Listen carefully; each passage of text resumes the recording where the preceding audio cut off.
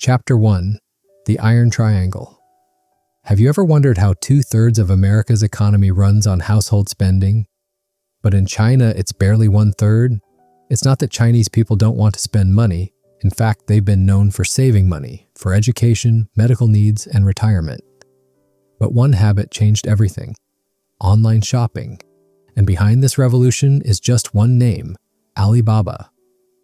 In 2003, Jack Ma launched Taobao, a website that turned online shopping into China's new habit. Today, Taobao is the third most visited website in China and 12th in the world. But did you know, Jack Ma himself says that Alibaba's success was an accident.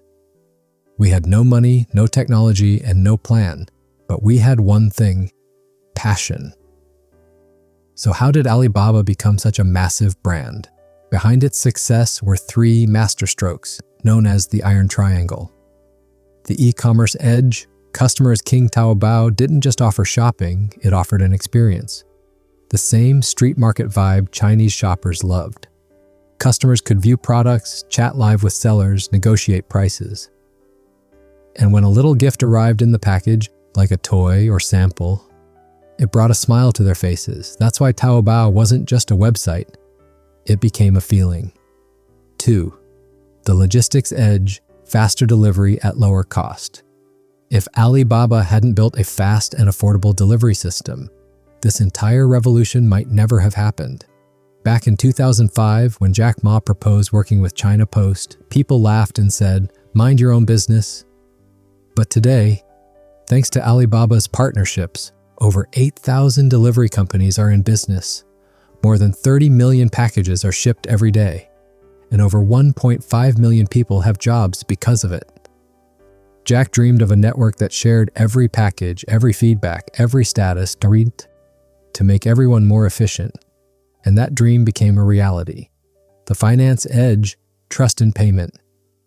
E-commerce is incomplete without trust in payment, and Alibaba built that trust with Alipay.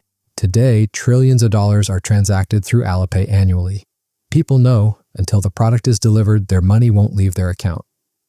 Alipay isn't officially part of Alibaba today, but Jack Ma still manages it personally. Because it's Alibaba's greatest strength, these three pillars turned Alibaba into an economic storm. But it wasn't just the system, it was one man's dream, his obsession, and his magic. Book Blink presents Chapter 2: The Jack Magic, Jack Ma. A man who found his future in something the world called fake, useless, or weak. I'm not as smart as people think I am. Maybe I just act smart. Jack says his favorite character is Forrest Gump, because even if people think he's foolish, he knows exactly what he's doing. That's Jack's magic: his style, his speech, his presence. Everything about him carries a clarity that builds trust. And that's why talent naturally got attracted to Alibaba. Jack's mantra is simple yet powerful. Customer first, employees second, shareholders third. He didn't want short-term profits. He wanted long-term victory. And on that path, team was the most important element. That's why every Alibaba employee has a nickname, a culture that breaks formal barriers. Alibaba is like a family, and Jack is its heart. But remember, no company gets here without going through struggles. Behind every height, there's a story. And the hero of this story is Jack Ma. Chapter 3: From Student to Teacher. September 10th, 1964. In the city of Hangzhou, China, a boy was born into a simple, modest family. He had no special privileges, no wealth, and no influential background. That boy's name was Jack Ma. His mother worked in a factory. His father worked at a small photography agency. At the time, private businesses were nearly wiped out in China. Everything was under strict government control. But Jack was different. He had a deep love for English, and when China opened up through its open door policy, Jack began guiding foreign tourists for 9 years, completely unpaid, just so he could learn to speak English fluently. But his academics, not so smooth. He failed the Gaokao, China's toughest college entrance exam, badly. Even KFC rejected me, Jack laughs even today. Dreams were crushed, jobs were denied, but he didn't give up. One day he told himself, "No matter what, I'll try one more time." And hard work finally paid off. He got admitted into a local university. But even then, financial struggles continued. The tuition was free, but living expenses were hard to manage. That's when a family friend, Ken Morley, stepped in to help. Today, Jack calls him his Australian father and mentor. After completing his English degree, Jack became an English teacher. But deep inside, a fire was still burning, a dream to start his own business. And now, it was time to take that leap. Chapter 4: Hope and Jack's First Trip to America. January 1994, 29-year-old Jack Ma starts a small translation agency in Hangzhou. He named it Hope Translation. His team? Just 5 people. Mostly retired school teachers. The goal? To help local companies connect with international clients. But Jack knew translation alone wouldn't fulfill his dream. And then, fate took a turn. He was sent to the United States to help resolve a business dispute. A conflict between 2 companies on a road construction project. The dispute remained unsolved, but the trip, it changed Jack's life. For the first time ever, he came across the internet. In Seattle, with his friend Stuart, Jack logged into the internet for the very first time. And that's where the revolution began. They created a basic web page, just text, no images, a few prices, a phone number, that's it. But the shocking part? Within just 3 hours, he received 5 emails. 3 from the US, 1 from Japan, and 1 from Germany. Back then, I didn't even know what an email was. Jack's mind was blown. This internet was the future. Stuart then made him an offer. "If you want to build a website for China, you'll need to deposit $200,000, Jack replied. "I came to America on borrowed money. I don't have anything left." Still, Stuart signed the deal without the deposit. He placed only one condition: return the money as soon as possible. Jack returned to China, bringing with him an Intel 486 computer. And now it was time to say goodbye to teaching and begin a journey that would make him one of the most surprising entrepreneurs in the world. Chapter 5: China is coming on, startups, struggles, and the internet revolution. As soon as Jack Ma returned from Seattle, he made a bold decision. He quit his job as a teacher. He no longer wanted to teach in classrooms. He wanted a digital future, a place where Chinese businesses could connect with the entire world through the internet. And so began China Pages. Jack teamed up with his friend Yi Bing, a computer science teacher, and together they launched the company. Funding, borrowed from family, first employee, his wife, Kathy. Jack and his small team had one big dream: to connect China with the internet. Their first big break came from the Formula One powerboat race, being held in Hangzhou for the first time. China Pages was chosen to create its official website. But even then, getting clients was tough. People simply didn't understand what the company even did. So Jack took a different approach. First, he told his friends to explain to people what the internet actually is. Then, companies interested in promoting themselves were asked to send marketing materials. His team would translate these and send them to VBN in Seattle, where the websites would be made, screenshots taken, and printed copies mailed back to Hangzhou. Yes, imagine that. Screenshots of websites were sent by postal mail because the internet wasn't even available yet in the city. But finally, in 1995, Zhejiang Telecom launched internet services in Hangzhou. Now the dream was turning into reality. Jack made another trip to the United States. This time, the goal was to end the VBN deal and set up his own server and a fresh, new China Pages site. A new chapter was about to begin. Chapter 6: Bubble and Birth. Amid the dot-com bubble, Alibaba is born. They say, the third time's the charm. And for Jack Ma, that was true. First Hope Translation, then China Pages. Each one brought setbacks. Even government contracts brought bitter experiences. But in early 1999, Jack stood tall once again. And this time he launched Alibaba. At that same time in the US, Yahoo was booming. In 1998 alone, Yahoo's stock jumped 80% in just 5 weeks. Its co-founders, Jerry Yang and David Filo, entered the billionaire club overnight. This skyrocketed the popularity of the portal business model. There was an internet boom. Many new Chinese tech startups were emerging. But most founders had technical backgrounds, graduates from top universities like Stanford. And Jack? I'm not an engineer, I'm not a programmer, I'm just an English teacher. Seeing all this, Jack felt frustrated, but fate had something special planned. Jerry Yang, Yahoo's co-founder, visited Beijing on a business tour. Jack was asked to be his tour guide, and that's where the magic happened. Jack's charm won Jerry over. This moment marked the unofficial beginning of Alibaba. Next came the name. Jack chose Alibaba, but the domain was already owned by a Canadian, who demanded $4,000 for it. Without hesitation, Jack bought the domain, and Alibaba was officially born. The team, 18 people joined Jack, including 6 women. None were from elite schools, none had worked at major corporations. These were ordinary people, brought together by Jack with an extraordinary dream. Alibaba started getting media attention. But competition was rising fast. The dot-com bubble had reached China too. New companies were being launched, investors were pouring in, and now the race wasn't just about building, it was about surviving. Jack had dreamed of building the world's largest online marketplace, and now that dream was about to take off. Chapter 7. Backers, Goldman and SoftBank. Alibaba gets its wings.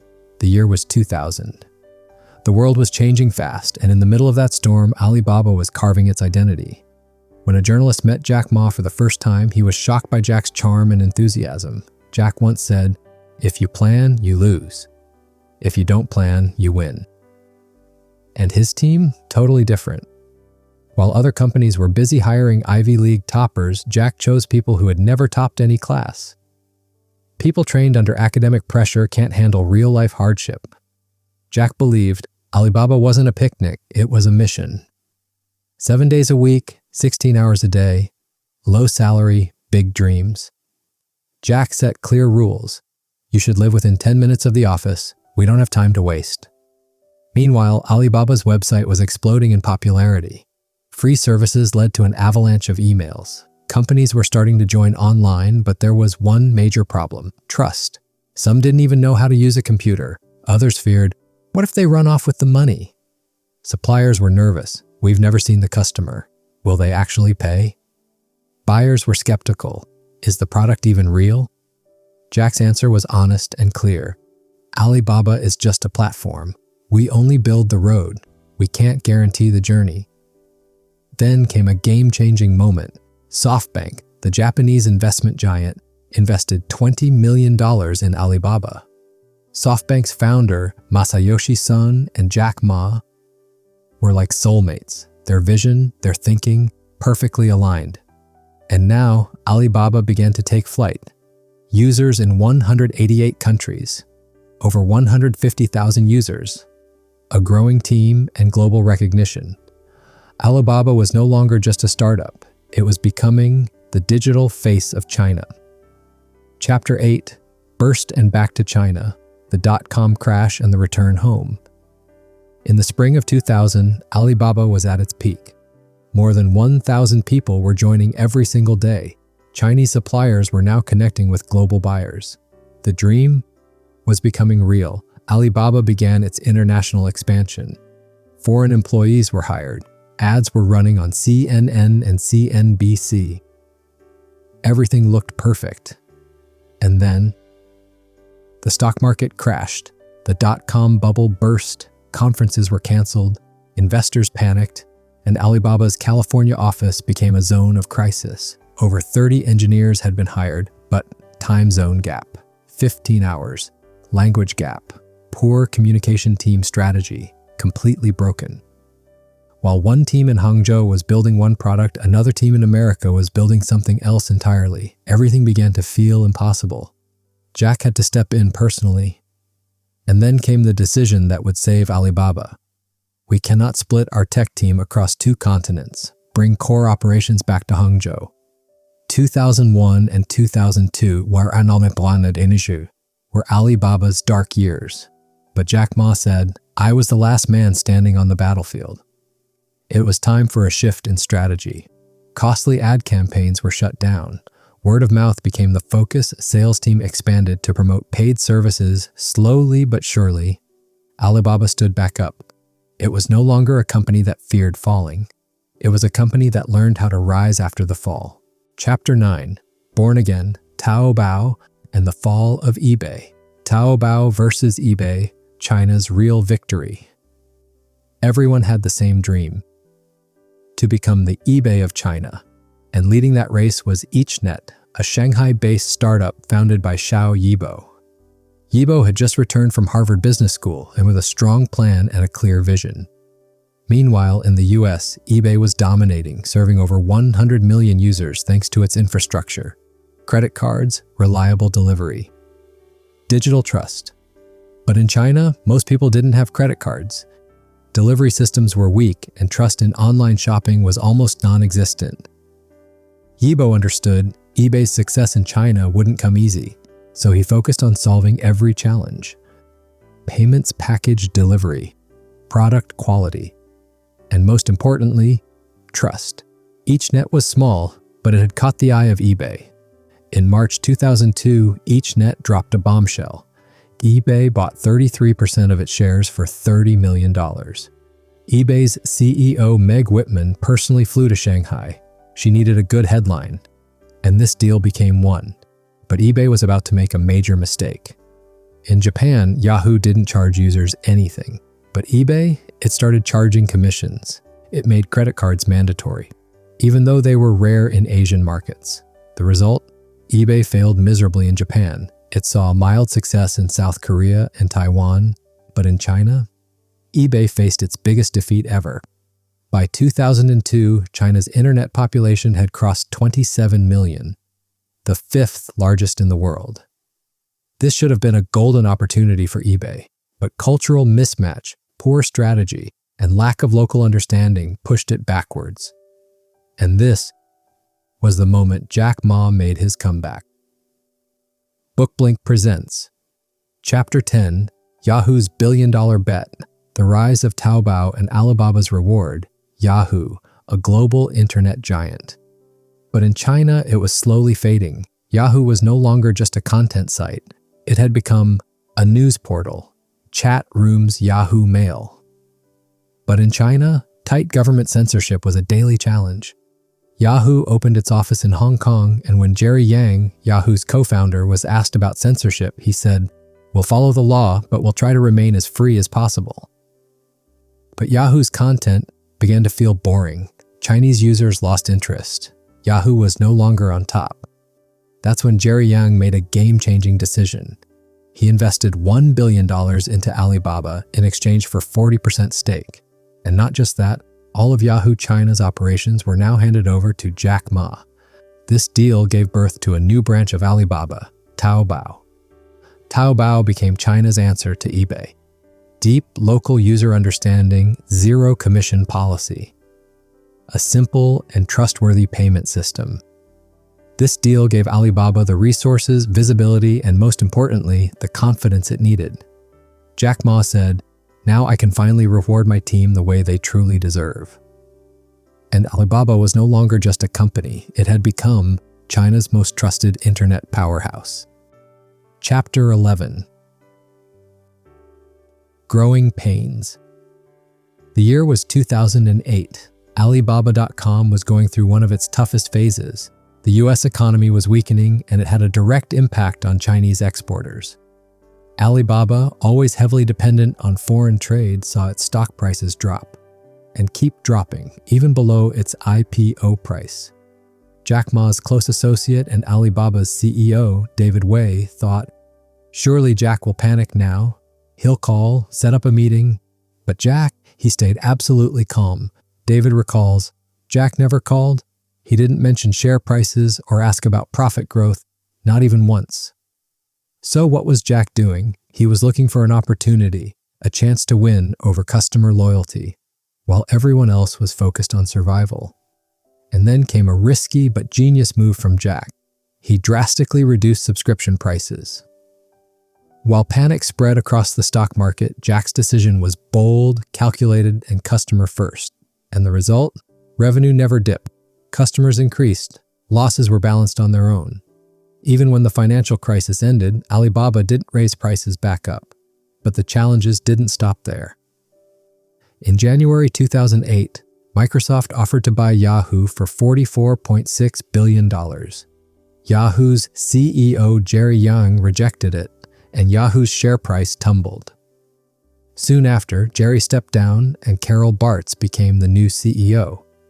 But Jack and Carol, they were like oil and water, no shared vision, no warmth, no chemistry. Jack only felt relief when Carol was removed in 2011, but by then, two major blows had already hit Alibaba. One, a fraud case surfaced on the Alibaba platform. Two, and a highly controversial move, where Alipay's ownership was secretly transferred without investor consent. These incidents raised serious questions about Alibaba's transparency. The company's credibility was on the line. Chapter 12, Icon or Icarus, Jack Ma a legend or just a meteor? Jack Ma was no longer just a businessman, he had become China's philosopher CEO. But more than that, he spoke up for the environment, focused on health and wellness, and dedicated himself to the well-being of people. Alibaba was no longer just a company. It had become a movement. Films, television, online video platforms, Alibaba had entered them all. Jack was now the face of consumer revolution and the spirit behind modern entrepreneurship in China. But even after achieving so much, he never made decisions in anger. He never rushed. He remained a wise, patient, and trusting leader. He always thought about his people. He wanted them to be healthy and happy. He encouraged the younger generation to be optimistic about their future. And that's why Jack Ma never stopped, never bowed, never burned out. Once, a Chinese internet entrepreneur said, "Alibaba is not just a story, it's a strategy."